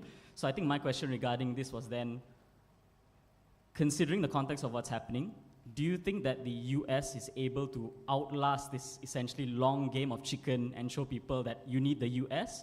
Or do you think that countries are simply going to move away and move on from the US and understand that they don't really need this anymore, and that maybe this might be the final nail in the coffin of US as a great power? I think that's my first question. Just, is US going to win this game of this big gamble, or are countries simply going to move on and move away, maybe either on their own or move to China? My second question would be regarding ASEAN. I think Professor Wu Wing Tai mentioned a lot about how ASEAN itself is probably not in the position to be much of a bargaining power, and said alternatives as if bringing in Korea, Japan, also moving like other middle powers such as Europe then. I think my question on this would be twofold. One is about, should ASEAN model itself after the EU in terms of integration? Because clearly I think that's probably the fairest parallel to draw in terms of how ASEAN can look like moving forward, in order for it to have some form of like relevance and unity to be able to be a bargaining power, or is it should be like something that, as suggested, and that they should get other members in, maybe look more towards BRICS, look more towards things like the OIC, maybe bring in Korea and China, Korea and Japan? Or do you think that this would be disbeneficial, because the more heads you bring in, the less likely you're able to have a unified bloc to challenge either the US or China? Okay. Just those two questions, yeah? Yes. Yeah, okay, thanks. The next person?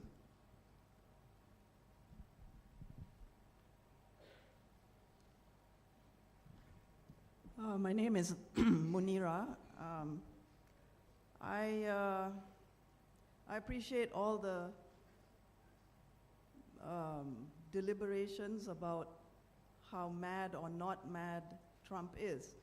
But honestly, wouldn't the panel agree that the US has always been operating on a zero-sum platform forever, at least since World War II? With that in mind, can the panel please comment about the timing between what happened on October 7th, 2023, and then Trump's behavior and initiatives right now, as well as over the last 15 years, we have had a realignment of world order, basically. So this realignment has been ongoing. Trump's response is not a surprise, really. It's just taken a different format.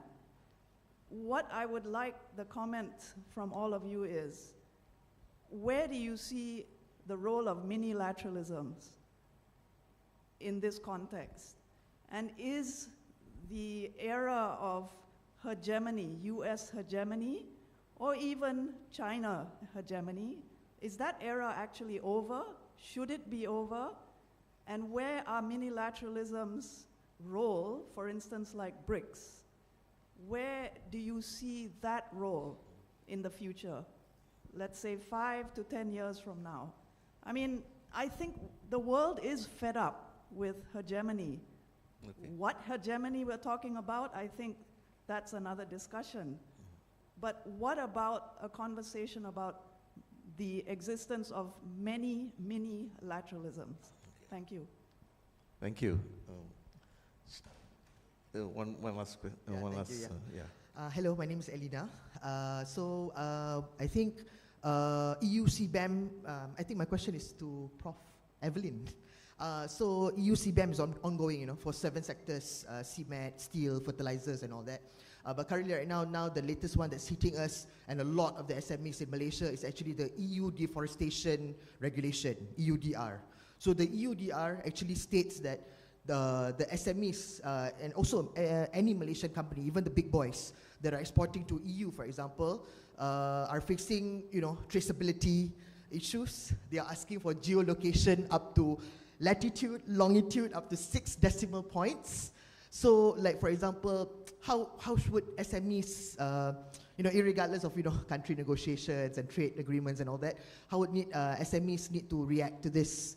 As there is a lot of export, especially in our major commodities and plantation in Malaysia, right? So, for example, palm oil, cocoa, soy, coffee, timber, and rubber. So, I think it's kind of like something that's going to kick in. They have extended it to next year, but I think 2027, a lot of people are going to be hit by it. Not only that we are exporting to to EU, but we're also exporting to other countries that might export to EU, and then they're going to trace it back to country of origin, right? So regardless of US-China tariff wars and all that, I think EU is subtly doing this tariff through regulations. And so how would Malaysian companies need to react to this? Yeah, thank you. Thanks. Out of questions there, all targeted at the panel as a whole. Would any one of you want to start? I think Professor Wu was mentioned. Sorry? I think the question on apa? I think you have to separate between the multilateralism as defined by institutions being set up by US post Second World War, right? So that's the multilateral. The World Bank, the WTO, the GATT, the IMF, and all those are institutions, United Nations, WHO, and all those things.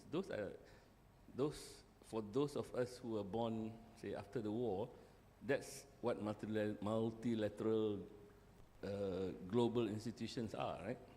So the next question is actually the corollary to that is actually, what is the currency that actually underlies those institutions? It's the US dollar, right? Majomo raised the issue whether payment settlements punya mechanism beyond settlement in dollars, that didn't happen. So basically you have the dollar regime underlying the various global institutions, right? Now, what happens here is actually whether or not the institution will remain after this is an open question, but the US is taking a position they are going to undermine the very institution that they created, right? That's what they're doing.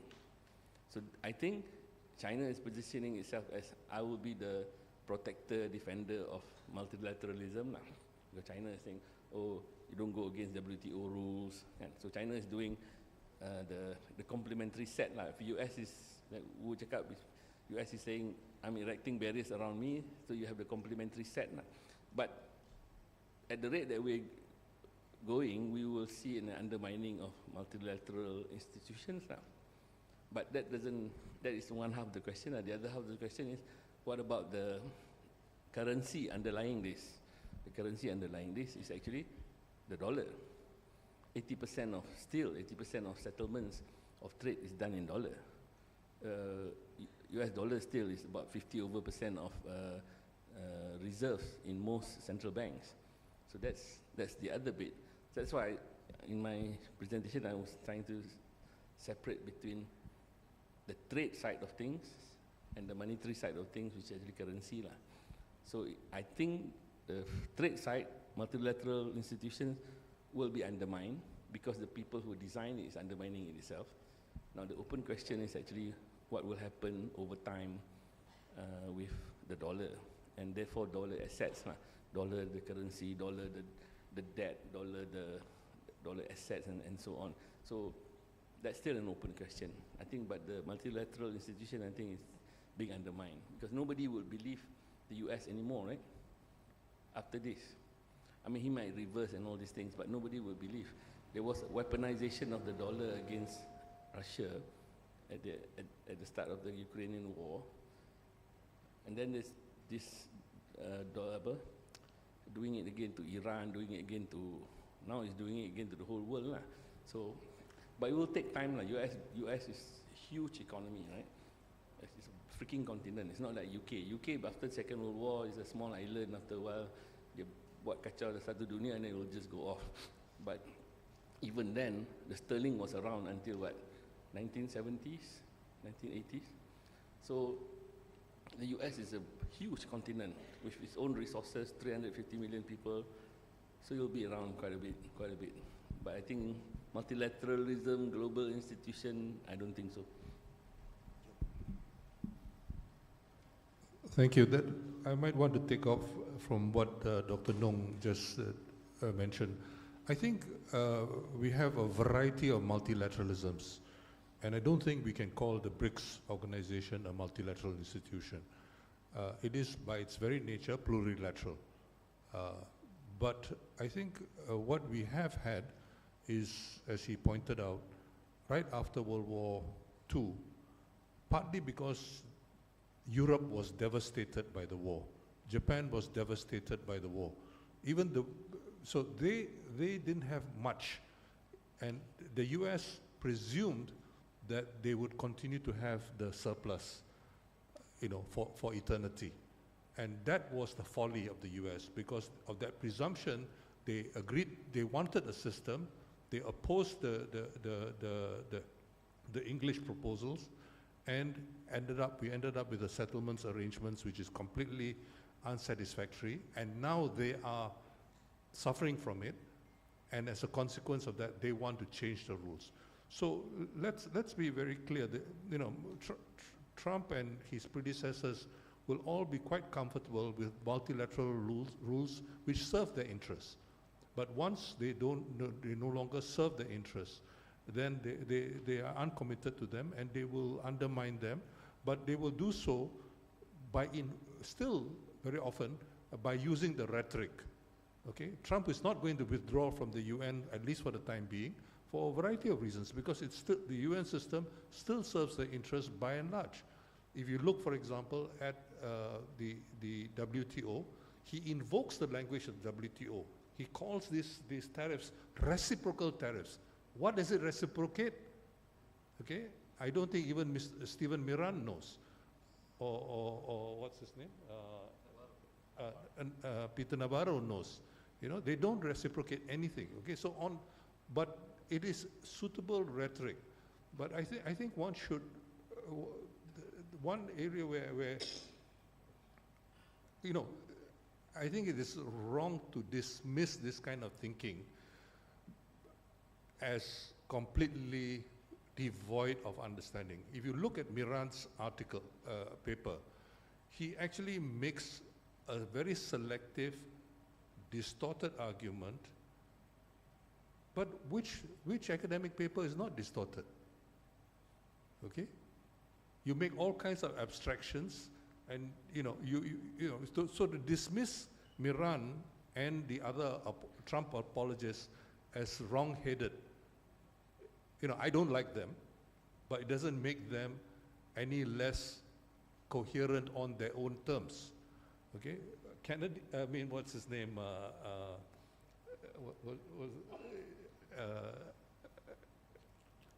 Peter Navarro.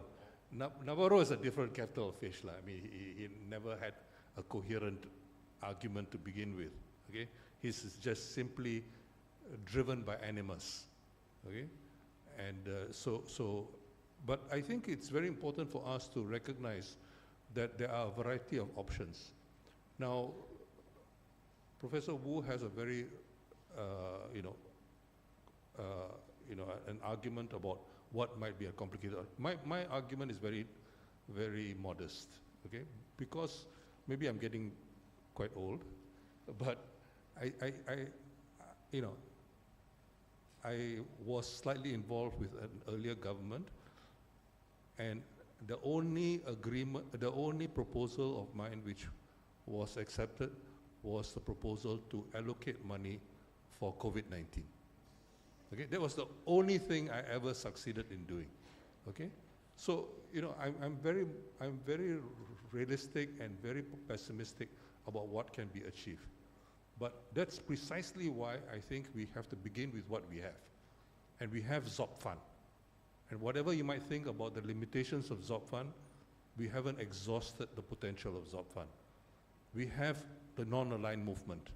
Whatever you might say about non-aligned movement, and I've said many things which perhaps I sometimes regret, but nonetheless, it offers the best potential. Can you imagine a world where the first deputy managing director of the IMF, Gita Gopinath, makes an argument why developing countries should be non-aligned? Okay? It was inconceivable before she actually made that argument. And now she has made that argument. We have a strange confluence of possible allies where you have the IMF. God forbid, the IMF supporting a view which I would be comfortable with. And you have all kinds of other people who have been pillars of the establishment and so on, but who are now making arguments which are realistic. And the world has changed. And the person we need to thank for it is Mr. Trump. Let's face it. So rather than lament that Trump is destroying that wonderful world which never existed, and what you are implying, Dr. Alatas, is that we have a situation in the world where the post-war world, the last 80 years, has been characterized by imperialism. But we must also recognize that imperialism has changed. And we need to recognize the potential which Mr. Trump presents before us, the potential to reorder the system. Now, there are many issues where we may not agree with the Europeans, but the Europeans are, as Professor Wu correctly pointed out, as upset and as threatened by what Mr. Trump has done. So we need to recognize the potential. But I wouldn't trust the Europeans either. CBAM is as protectionist as you can get. And a whole range of things. Remember during the pandemic, we were trying to get exemptions for therapies and so on. Professor Chan was fighting away for these kinds of issues to get exemptions for therapies, for tests, and so on and so forth, so that the patents would not be applied. This was a principle which Mandela fought for in what I call the Mandela's last battle against the application of intellectual property rights in times of public health emergencies. And what did the Europeans do? Instead of enabling it, they blocked it. Okay? It was not Biden who blocked it. It was the Europeans who blocked it. So I think we have to recognize that we are now getting into a situation where you will have to make allies with people you might want to close your nose about before getting close to them. But you need to work with whatever is possible in order to try to not only protect ourselves, but also try to build the elements of a new world. And this, I think, is what we need to do. So I would say that, yes, we lament what is happening, but we should begin with what we have and try to build on it and to move forward with it. Thank you. Thank you. The first question by the first person was would America win the war? It is a subset of the first section of the second person's question, which was, if, let us say, America win the war, then we have unilateralism of the US. And if China wins the war, would we have unilateralism by China? Or would there be no more unilateralism in the future?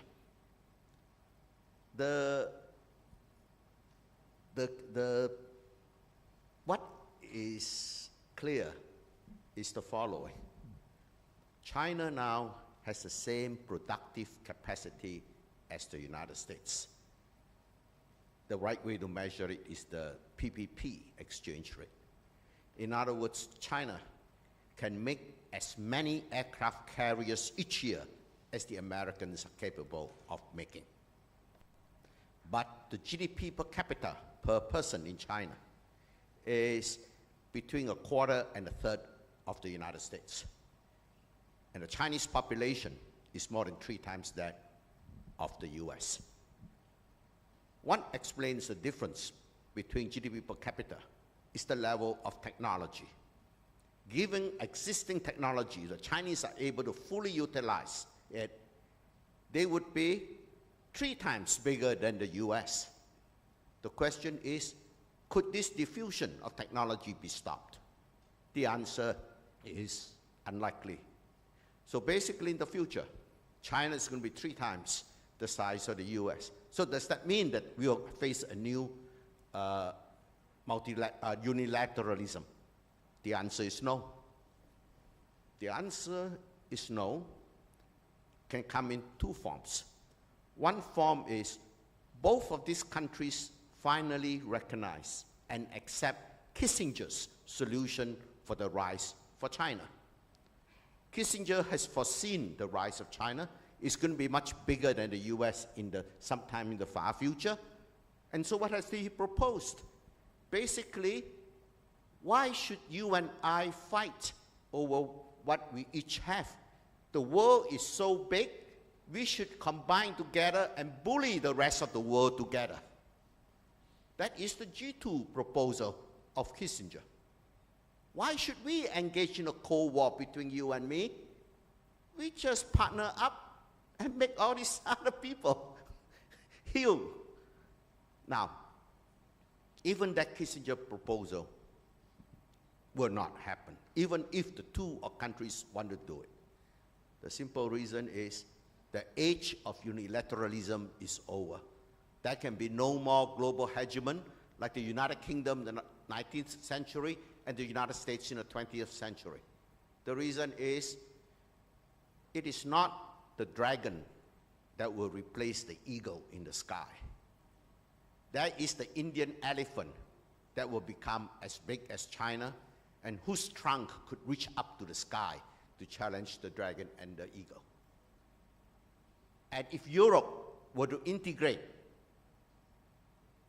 the European bull will be as big as the United States and China. Basically, it is a world of multilateralism. A multipolar world has emerged, will emerge.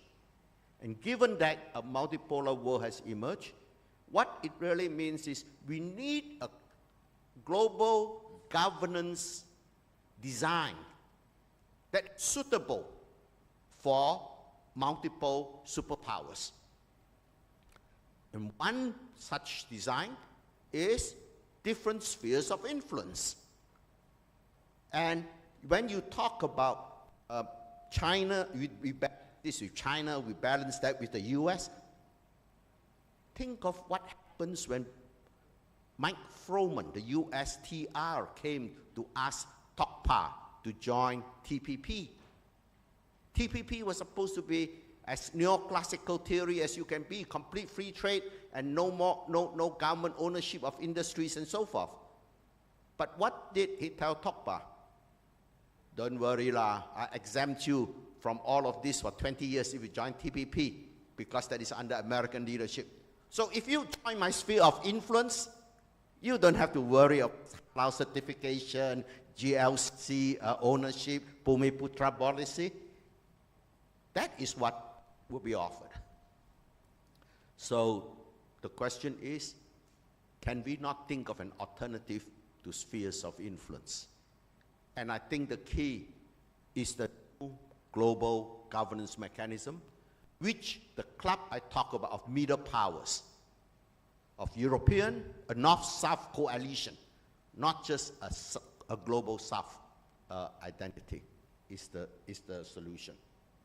Now it comes to the question of ASEAN. Yes, we are a diverse group. Could we even get together? The truth is, the first condition of ASEAN being able to move forward is that there must be consistent with what Indonesia wants ASEAN to be. And this is what Indonesia wants to see. And if you have Indonesia on board, then you need 4 more big countries to agree. Vietnam, Malaysia, Philippines, Thailand. Bring any 4 of them plus Indonesia, the rest of ASEAN will flow along because we got critical mass of moving. Achieving critical mass quickly is important because otherwise they're not going to take you seriously when you try to say you got to negotiate with us collectively. Why should one ever negotiate collectively with the other side? Divide and rule. That's what the proxy wars are. So we have to be able to do it ourselves. And like Jomo said, we might have to hold our nose and forget historical injustices by the Europeans in this part of the world. But there's common interests that bind us. We are not out for revenge. We are just out for a better future. That is what the key is. So on the question of who will win it, who will win this war, and would we ever go back to the good old days? The good old days will never come back because this will be a multipolar world. And we need a global governance mechanism that's consistent then. Now, there is a very interesting question of dollar dominance. When something gets too big, it's beyond the government's ability to regulate. What would that be? In fact, we have now the beginning of a good substitute for the dollar. That is what Donald Trump started the trend, strengthening the trend going 2 days before he took the oath of office. What was that? He founded a cryptocurrency. Basically, if the cryptocurrency continues to grow, it'll become too big and too indispensable for the central banks of the world to kill it. We will have a gangster currency, which is as the international settlements mechanism. That is what really cryptocurrency is. Who is it most important to? It is most important to people who want to protect their identity. And when it has become universal in use, no central banks can kill it because money is a medium of exchange that is accepted. And the fact that many gangsters are using it, well, that's the way it will be. Now, I would like to say a few words on the SMEs. We should help them in trade, help them in that. What do the surveys show when you ask SME owners? What is your biggest problem? The biggest problem in all SME surveys, they say, is cash flow. When I sell my products, I give at least 30 days credit to my buyer. He pays me back after 30 days. And sometimes I give 90 days credit. If 2 or 3 of my customers cannot pay me in time, I have to reduce production because I cannot pay my workers and buy material. That's what cash flow problem is. My customer can pay but not pay right now. He's delayed. This is highly abnormal. This never used to happen before 1997. Why? The reason is that in 1998, to deal with the recapitalization of all the banks, we created 10 big commercial banks. From the 45 finance, from the 95 finance domestic commercial banks, we shrunk it to less than 40. So basically, we have got only big banks. And what do big banks find out? They like to lend money to big firms, because big firms borrow a huge amount. Whether you borrow $1 billion or $1 million, the paperwork is the same. So big banks like to lend to the big boys. Small banks, of course, would like to lend to the big boys too. But the big boys don't want to deal with small banks because they cannot do the international transactions. So what do the small banks do? They lend money to SMEs. No? That's what traditionally has been. And so when we kill them all in the Asian financial crisis to create the 10 monopoly banks by Tun Dime, basically we ensure that the SMEs will forever be short of working capital. And what has that cost? We see it in the lampposts everywhere. There's such a shortage of credit, all the alongs came out to take the risk of supplying credit. In Malaysia, we fought the Asian financial crisis with two big spectacular moves. One is the stopping of capital flows. We freeze the dollar, the ringgit at 3.8. The other one was we consolidate all the banks. We have removed the capital controls, but we have not resumed issuing licenses to small and medium banks. In fact, of the 10 big banks that were created, they have consolidated further, 8. What do these banks do? These banks are highly conservative monopoly, which is why our banks close at 4 p.m. You won't see this in the United Kingdom. You don't see this in the USA. It is because these are state-owned bank monopoly. When I talk about this shortage of capital by SMEs, which is exceedingly important now, because as the world turns away from, as the US turns away from importing from China, they import from places like Malaysia. So FDI is rushing in here to service that. But should we not want our SMEs to grow to service this new demand for exports? They cannot grow because they cannot get the capital. And given the decarbonization demands that we are making, these SMEs will all have to close. They cannot get the capital to buy new equipment and so forth. Basically, we got to stop slapping ourselves with not issuing banking licenses. I've spoken to the bank CEOs of some biggest banks in Malaysia. They tell me, there's no such thing as capital, working capital shortage. Everybody can get it. Well, that means that all the SME corporation surveys were all wrong. And Malaysians just lie. That would be the only thing. Well, I've taken enough time, but I think that in terms of the themes of today's conference, I think we should know that a new global governance architecture is necessary. And there is a need for it that we should unite the middle powers to be able to do it. Thank you.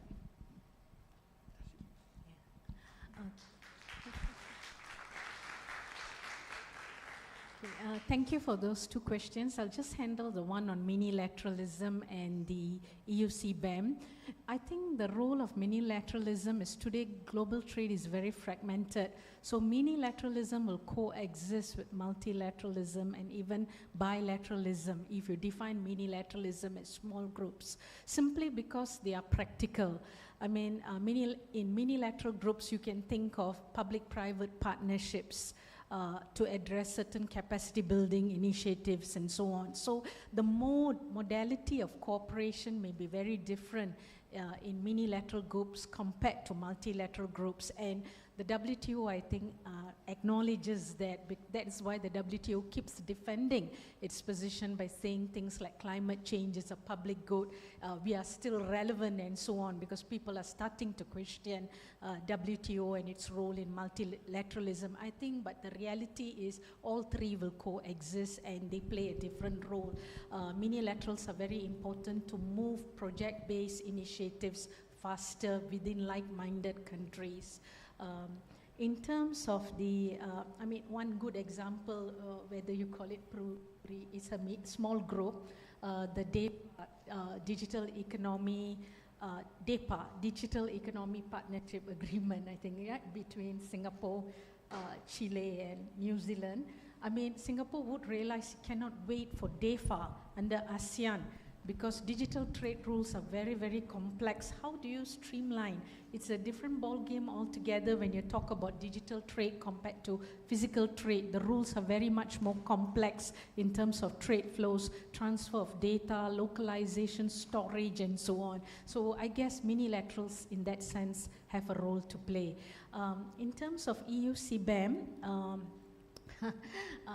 we did a study. I mean, exporting to the UK, I think as Prof. Jomo said, it's one form of green protectionism, the CBAM itself.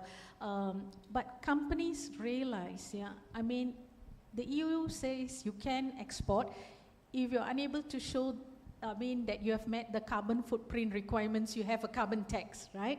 But what's happening in our country is that a lot of the big firms are engaged in greenwashing. It's just a CSR checkbox. They have not been quite serious. It is costly. It is costly to actually implement and use digital tracking to see scope 1, scope 2, scope 3. Scope 1 is carbon emissions within your own firm's operations. Then you have to look at scope 2, which is all your suppliers. I mean, this is something that cannot be done easily. You have to invest in digital tracking, AI, and so on. So when you look at it, where will the SMEs who probably are even using Excel spreadsheets, yeah, how are they going to calculate this carbon emissions among their suppliers and even within their own firms? So I think the government, I mean, the bigger firms are starting to invest in AI and data to sort of like face some of these challenges if they want to continue to export. Other firms, I think, will find some way around to actually diversify. We see palm oil now going to China, India, Pakistan. So, I mean, they find other ways of going about things, but ultimately, if you want to export to the EU, I don't think the European Union will back down in terms of the CBAM, yeah. They still will go ahead. So it's either you comply to get into that market or you pay a carbon tax. But I guess in the context of Malaysia assisting these firms, I think the larger firms have to think the efficiency in this case, or their investment returns, which will be a bit more long-term than short-term or medium-term, and they need to invest in AI and data, and they need to track their suppliers. So monitoring and traceability will become key in their supply chains. I'm not sure that I answered, but that's my short answer. Okay, thank you, Prof. Evelyn. We've run way out of time, so I'd like to thank our distinguished speakers, yeah, and you all for staying on. So I think refreshments are available outside. So that's it, yeah? Yeah. So thank you again for coming over and for your questions. Sorry? Oh, yeah, okay. I'll pass it on to the MC. Okay, thank you to all our panelists for your critical insight and to all of you for participating in today's dialogue.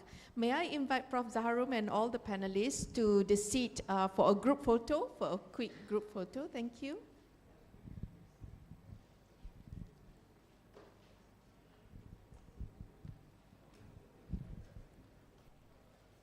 to all the audience, if you don't mind moving your seats, because